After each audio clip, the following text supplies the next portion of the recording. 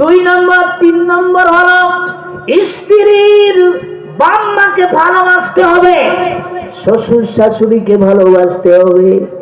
অনেক জামাই এমন আছে শ্বশুর বাড়ি এলে শ্বশুরকে ধরে মারে, এরকম জামাই নেই? শ্বশুরকে মারধর করে এরকম জামাই নেই?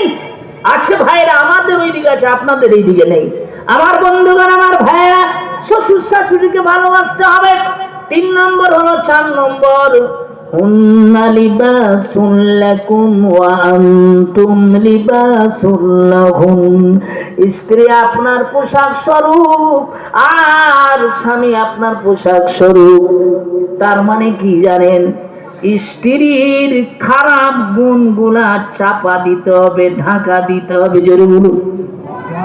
শুধু গুণ না, তার অঙ্গ ঢাকা দিতে হবে। একটু কান খাড়া করে শুনবেন। আপনার সুন্দর স্ত্রী, আপনি চান আমার স্ত্রীটা যে সুন্দর, গ্রামের লোক দেখুক, ওকে আরো ভালো টাইট ফিট জামা কিনে এসে দিলেন, একটা প্যান্ট কিনে এসে দেন, টাইট ফিট গেঞ্জি, আবার টি শার্ট এমনি করে কিনে দেন। আপনি চিন্তা করছেন আমার স্ত্রীকে দেখতে ভালো, এলাকার লোক যেন মনে করে এর মালটা খুব ভালো, ঠিক কিনা?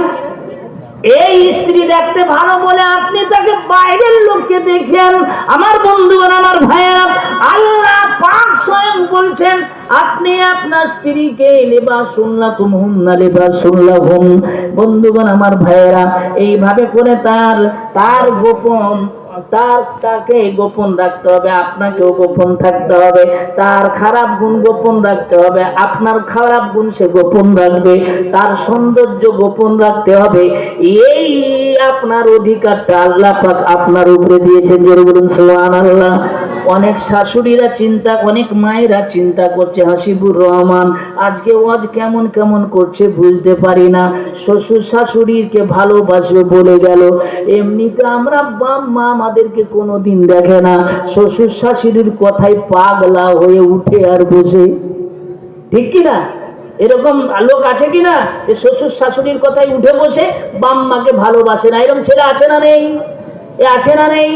বন্ধুগণ, আমার ভাই, আল্লাহ রাসূল বলছেন মা যখন আপনার সামনে দাঁড়িয়ে থাকবে গো, ওই সময় যদি আপনার শাশুড়ি এসে যায়, আপনি কোনো যদি দরকার পড়ে শাশুড়িকে ডাকার জন্য, আমরা শাশুড়িকে মা বলে ডাকি কি ডাকি না?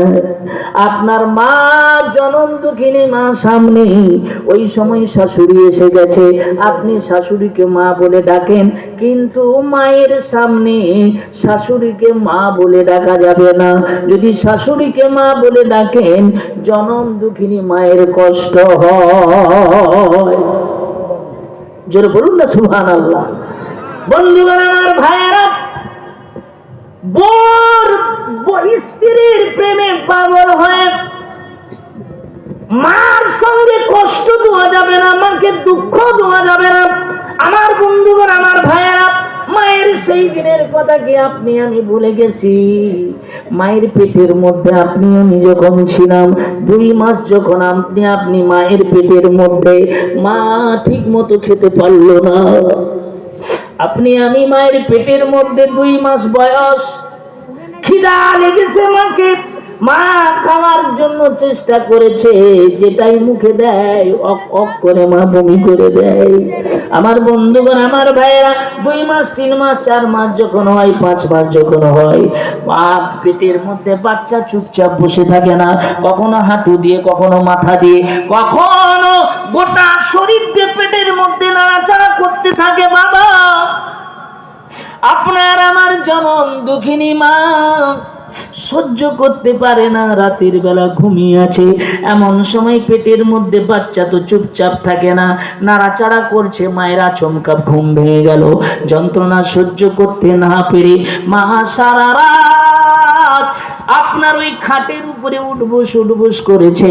প্রচন্ড যখন মায়ের যন্ত্রণা হয়েছে গো, মা তখন দেওয়াল ধরে ধরে সারাটা রাত মা কাটিয়ে দিয়েছে। প্রসব যন্ত্রণা মায়ের শুরু হলো। বাবা, ওই মাকে কেমন করে কষ্ট দাও। প্রসব যন্ত্রণা মায়ের শুরু হয়েছে, সকলের কাছ থেকে মা ক্ষমা চায়। স্বামীকে বলে, স্বামী আমি ওই ক্লিনিকে ঢুকবো, আমি ওই প্রসব গৃহে ঢুকবো, স্বামী গো এই নাও তোমার সংসারের চাবি, এই নাও তোমার অ্যারেঞ্জেস্টের চাবি, না জানি ওইখানে ঢুকছি জীবন নিয়ে ফেরত আসতে পারি কিনা। যদি কোন রকম তোমার কাছে যদি আমি পাপ করে ফেলি, যদি কোনো নষ্ট করে ফেলি, জীবনের মতো ক্ষমা করে দাও, মনে হয় ওইখান থেকে আমি আর ফিরে আসবো না। স্বামীর হাতে চাবি দিয়ে জীবনের মতো ওই ছুতিকা গৃহে ঢুকলো, প্রবেশ গৃহে ঢুকলো, প্রসব গৃহে ঢুকলো আপনার আমার মা। আগে তো এইরকম হসপিটাল ছিল না, ক্লিনিক ছিল না, নার্সিং হোম ছিল না। আগে কি হতো, বুড়ো বুড়ি নানি দাদি আপনার আমার মাকে ওই অবস্থা থেকে প্রসব করা, তো ঠিক কিনা বলেন, জোরে বলেন ঠিক কিনা? অসুবিধা হচ্ছে আপনাদের?